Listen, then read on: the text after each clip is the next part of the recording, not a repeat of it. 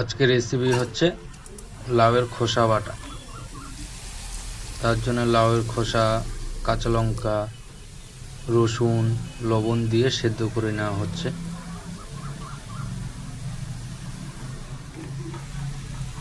আমি মিক্সড করে দিয়েছি সবগুলো দিয়ে, এবার সেদ্ধ করে নিচ্ছি। কিছুটা জল দিয়ে সেদ্ধ করে দিচ্ছি।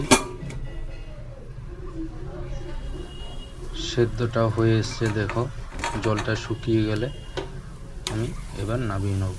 দেখো কি সুন্দর পুরো শুকিয়ে গেছে।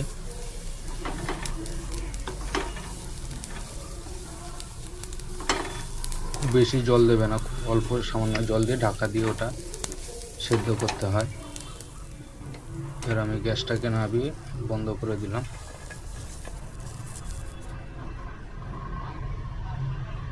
দেখো একদম পুরো শুকিয়ে গেছে।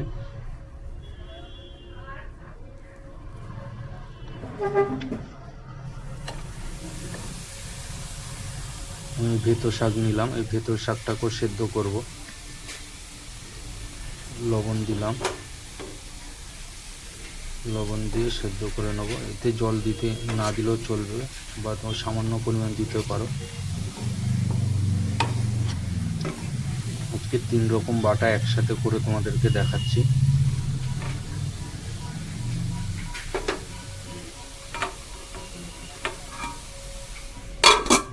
একটু ঢাকা দিয়ে দিলাম। দেখো এর মধ্যে আমি একটু কাঁচা লঙ্কা আর রসুন দিয়ে আর একটু ঢাকা দিয়ে দেবো।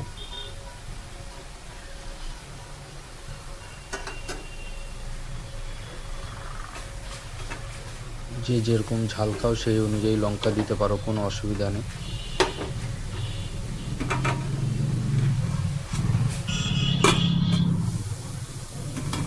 দেখো আমার শাকটা সেদ্ধ হয়ে গেছে।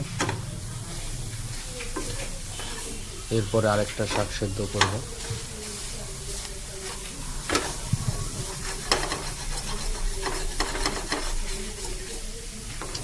কড়াইতে ধরে নেবে, একটু নেড়ে নেবে, এর জলটা একদম শুকিয়ে নেবে, কারণ বাটার সময় এমনি জল বেরোবে না হয়তো। দেখো একদম পুরো আমি শুকনো শুকনো করে নামিয়ে নিয়েছি। এরপরে এবার লাউ পাতা বাটা হবে। এটা একদম কচি ডগার দিকে লাউ পাতাগুলোকে নিয়ে সেদ্ধ করছি, আর কাঁচা লঙ্কা আর রসুন সাথে দিয়ে দিয়েছি, সাথে অল্প লবণ দিচ্ছি, দিয়ে এটাকে ঢাকা দিয়ে দেবো। একটু ভালো করে নেড়ে নেবো, আগে লবণটা মিক্সড করে নেবো। তোমরা চাইলে সামান্য পরিমাণ জলও দিতে পারো। দেখো এর থেকেই জল ছেড়ে দিয়েছে লাউ পাতা থেকে, প্রায় সেদ্ধ হয়ে গেছে।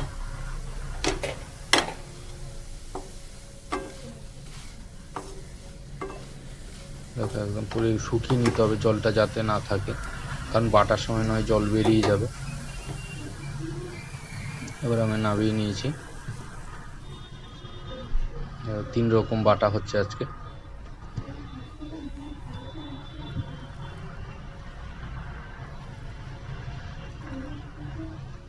ধনে পাতাটা বাটার মধ্যে দেওয়া হবে, সেই কারণে ধনে পাতাটা কেটে রেখেছি। এবার প্রথম ভেতো শাক বাটাটা ওটা করা হচ্ছে।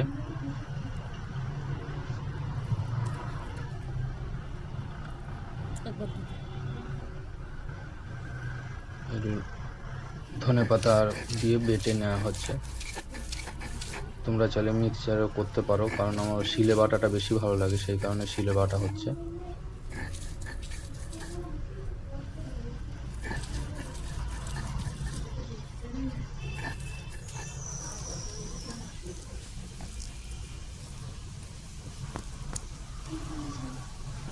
দেখো ভেতো শাকটা বাটা হয়ে গেছে।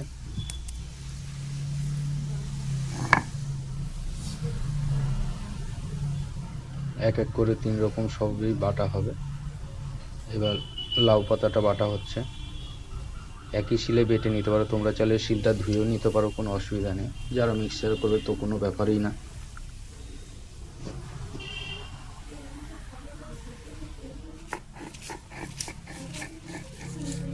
সুন্দর করে আস্তে থেকে জল বেরিয়ে যাচ্ছে, এই কারণে বলেছিলাম একদম শুকনো করে সেদ্ধ করলে তাহলে জলটা বেরোতো না। বাটাতে একটু সামান্য জল বেরোবেই।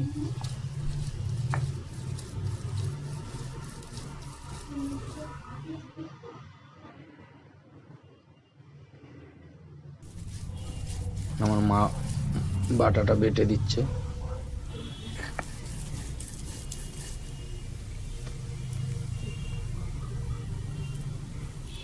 দেখো লাউ পাতাটা বাটা হয়ে গেছে।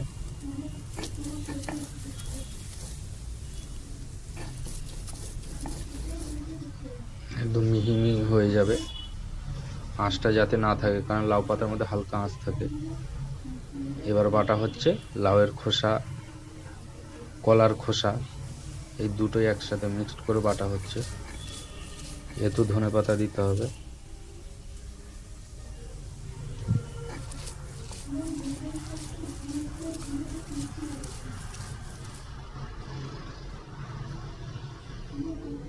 এগুলো হচ্ছে বাঙালিদের প্রিয় খাবার।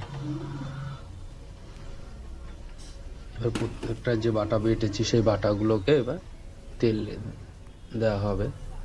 তার জন্য সর্ষের তেল দিয়ে দিলাম আমি।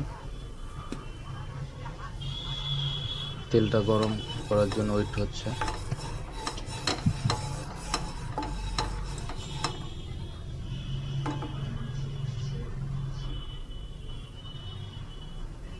এর মধ্যে কালো জিরে দিয়ে দিলাম,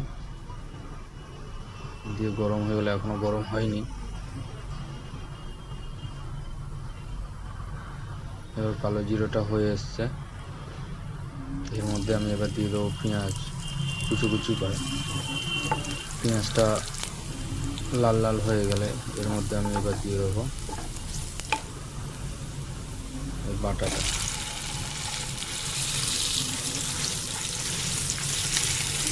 এটা হচ্ছে বাঙালিদের প্রিয় খাবার।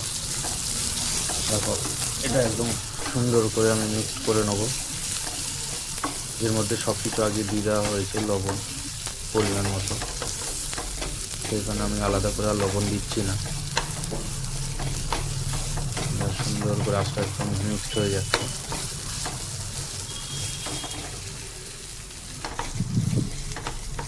দেখো জলটাও টেনে নিয়েছে।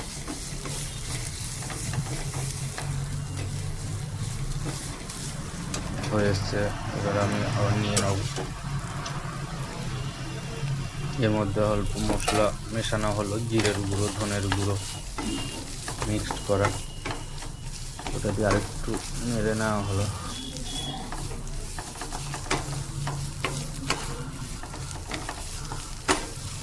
বাটাটা একদম মিহি হয়ে গেছে। ঠিক আছে, হয়ে গেল আমার বেতো শাকের বাটাটা।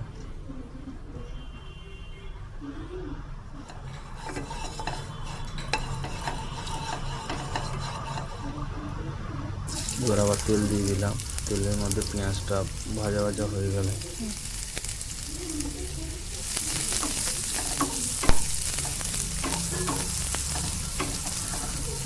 একদম লাল লাল হয়ে যাবে। যখন পেঁয়াজটা দেখো লাল লাল হয়ে গেছে, এর মধ্যে আমি এবার একটু রসুন দিয়ে দেবো আর চিংড়ি মাছ দিয়ে একটু ভালো করে ভাজা করে নেব।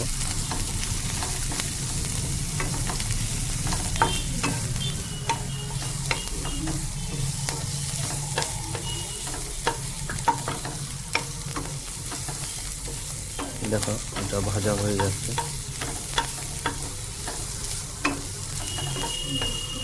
আমি চিংড়ি মাছটাকে আগে হালকা লবণ আর হলুদ দিয়ে মেখে রেখেছিলাম, আর এখন খুব সামান্য দেবে, কারণ নয়তো গন্ধটা থেকে যাবে। সেই কারণে খুব সামান্য হলুদ দিয়ে আবার নেড়ে নেব। সাথে লঙ্কার গুঁড়ো দেবে পরিমাণ মতো, যে যেমন খেতে চাও।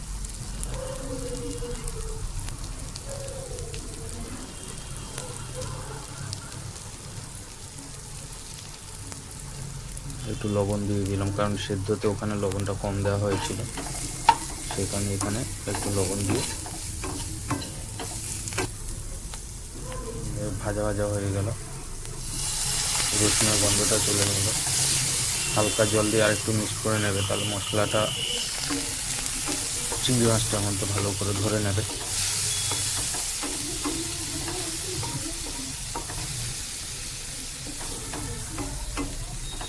চিংড়ি মাছটা ভাজা ভাজা হয়ে গেলে আমি এর মধ্যে এবার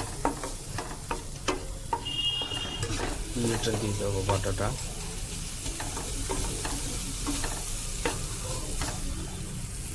এবার আমি এর মধ্যে দিয়ে দিলাম লাউ পাতা বাটাটা দিয়ে দিলাম।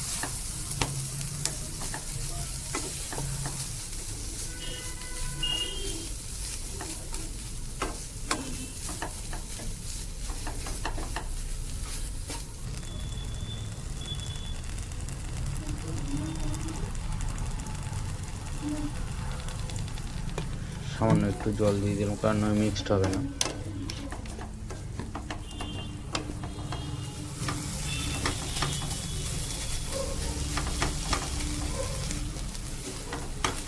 দেখো এবার আমার হয়ে গেল এটা।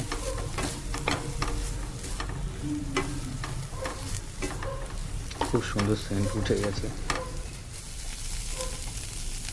দেখো হয়ে গেল, এবার আমি নামিয়ে নেবো এটা।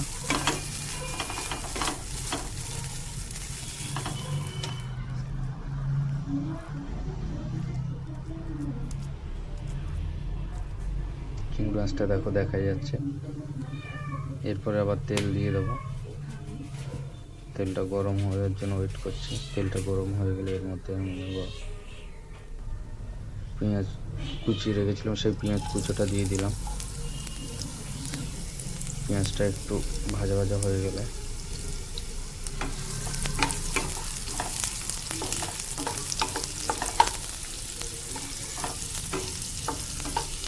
দেখো পেঁয়াজটা লাল হয়ে যাচ্ছে।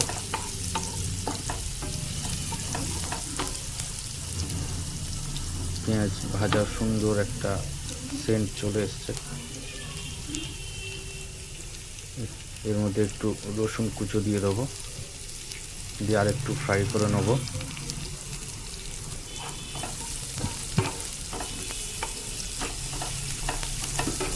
ফ্রাই করছি রসুনটা একটু বাকি আছে।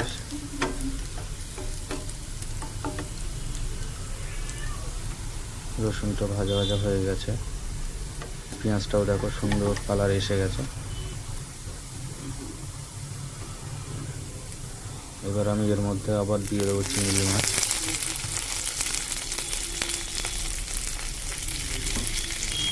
চিংড়ি মাছটা তোমরা এমনি চিংড়িটাও দিতে পারো, এটা একদম পুকুরে দেশি চিংড়ি।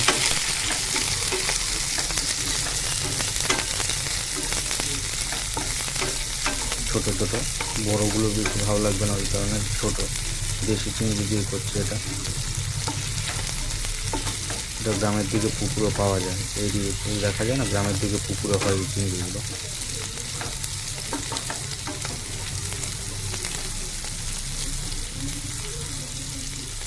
চিংড়িটা ভাজা ভাজা হয়ে গেলে এর মধ্যে আমি এবার বাটাটা দিয়ে দেবো।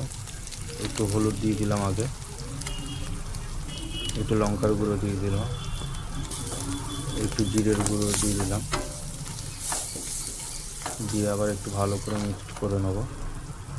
নিয়ে আমি এর মধ্যে এবার ওই বাটাটা দিয়ে দিলাম, যেটার মধ্যে তোমার ছিল লাউয়ের খোসা আর কাঁচকলার খোসা। এই দুটোকে ভালো করে ফ্রাই করে নেব। খেতে খুবই সুন্দর, তোমরা একবার বাড়িতে ট্রাই করে দেখো। খুবই কষ্টকর, কিন্তু একবার করে দেখো, খেতে খুব ভালো লাগবে। একবার খেলে তোমাকে বারবারই খেতে হবে। দেখো আমার এটা হয়ে গেল। আমার তো এখনই খেতে ইচ্ছা করছে।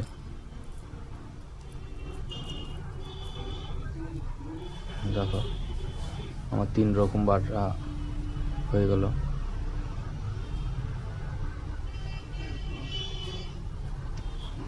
আমার দেখেই জল চলে এসছে, এখনই খেয়ে নিতে ইচ্ছা করছে। এখন খুবই গরম, খাওয়া যাবে না।